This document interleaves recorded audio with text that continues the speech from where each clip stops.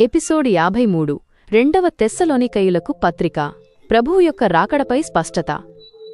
ప్రియమైన సహోదర సహోదరీలారా, యేసుక్రీస్తు ప్రభువు నామమున మీ అందరికీ వందనాలు. బైబిల్ పుస్తకాల పరిచయం సిరీస్లోని 53వ ఎపిసోడ్కు స్వాగతం. గత ఎపిసోడ్లో మనం మొదటి తెస్సలోనికయులకు పత్రిక నుండి విశ్వాసం, ప్రేమ మరియు క్రీస్తు రాకడ గురించి తెలుసుకున్నాం. ఈ రోజు మనం చూడబోయే రెండవ తెస్సలోనికయులకు పత్రిక మొదటి పత్రికకు కొనసాగింపు.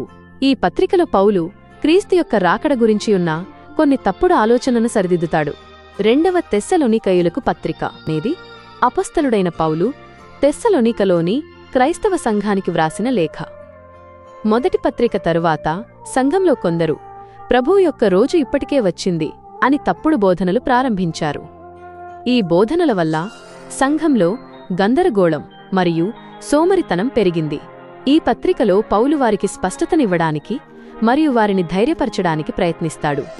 రచయిత మరియు వ్రాయబడిన కాలం. ఈ పత్రిక రచయిత అపొస్తలుడైన పౌలు. ఈ పత్రిక క్రీస్తు శకం 51 నుండి 52 మధ్యకాలంలో మొదటి పత్రిక వ్రాసిన కొద్ది కాలం తరువాత వ్రాశాడు.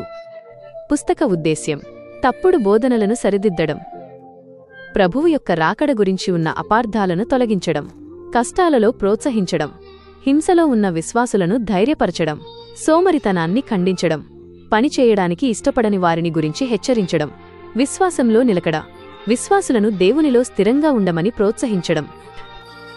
రెండవ తెస్సలోనికయులకు పత్రిక అధ్యాయాల వారీగా లోతైన వివరణ.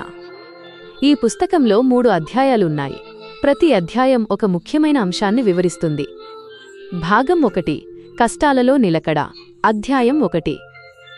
అధ్యాయం 1 పౌలు తెస్సలోనిక సంఘం యొక్క విశ్వాసం మరియు ప్రేమను ప్రశంసిస్తాడు.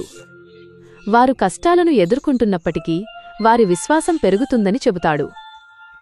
దేవుడు క్రీస్తు తిరిగి వచ్చినప్పుడు వారిని ఆదరిస్తాడని చెబుతాడు. భాగం 2 ప్రభువు రాకడ గురించి అపార్థాలు. అధ్యాయం 2. అధ్యాయం 2 పౌలు ప్రభువు యొక్క రాకడ గురించి స్పష్టత ఇస్తాడు. క్రీస్తు రాకడకు ముందు కొన్ని సంఘటనలు జరుగుతాయని వివరిస్తాడు. మొదట తిరుగుబాటు జరుగుతుందని, ఆ తరువాత పాపపురుషుడు వస్తాడని చెబుతాడు. పౌలు వారు భయపడకుండా తమ విశ్వాసంలో నిలకడగా ఉండాలని ప్రోత్సహిస్తాడు. భాగం 3 క్రైస్తవ జీవితం. అధ్యాయం 3. అధ్యాయం 3 పౌలు తన కోసం ప్రార్థన చేయమని సంఘాన్ని కోరతాడు. పని చేయకుండా సోమరిగా ఉన్నవారిని గురించి హెచ్చరిస్తాడు. ఎవరైనా పనిచేయడానికి ఇష్టపడకపోతే అతడు తినకూడదు అని చెబుతాడు. క్రైస్తవులు కష్టపడి పనిచేయాలని మరియు ఇతరులకు ఆదర్శంగా ఉండాలని బోధిస్తాడు. మన జీవితానికి అన్వయం. హృదయాన్ని తాకే పాఠాలు. ప్రియమైన వారలారా, రెండవ తెస్సలోనికయులకు పత్రిక నుండి మనం నేర్చుకోవాల్సిన పాఠాలు చాలా ఉన్నాయి. 1 కష్టాలలో బలం. మనం కష్టాలలో ఉన్నప్పుడు కూడా దేవుడు మనకు బలాన్నిస్తాడు. 2 ప్రభువు రాకడపై నిరీక్షణ. మనం ఎల్లప్పుడూ క్రీస్తు రాకడ కోసం ఎదురుచూడాలి. 3 తప్పుడు బోధనల నుండి జాగ్రత్త. మనం తప్పుడు బోధనల నుండి జాగ్రత్తగా ఉండాలి. 4 పని యొక్క విలువ. మనం కష్టపడి పని చేయాలి. 5 ప్రార్థన. మనం ఒకరినొకరు ప్రార్థనలో గుర్తుంచుకోవాలి. 6 ఐక్యత.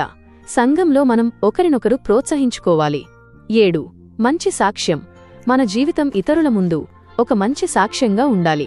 8 దేవుని విశ్వసనీయత. దేవుడు ఎల్లప్పుడూ విశ్వసనీయుడు. 9 దేవుని శాంతి. దేవుని శాంతి మన జీవితంలో ఉండాలి. 10 విశ్వాసంలో నిలకడ. చివరి రోజుల భయాలు ఉన్నప్పటికీ మనం దేవునిలో స్థిరంగా ఉండాలి.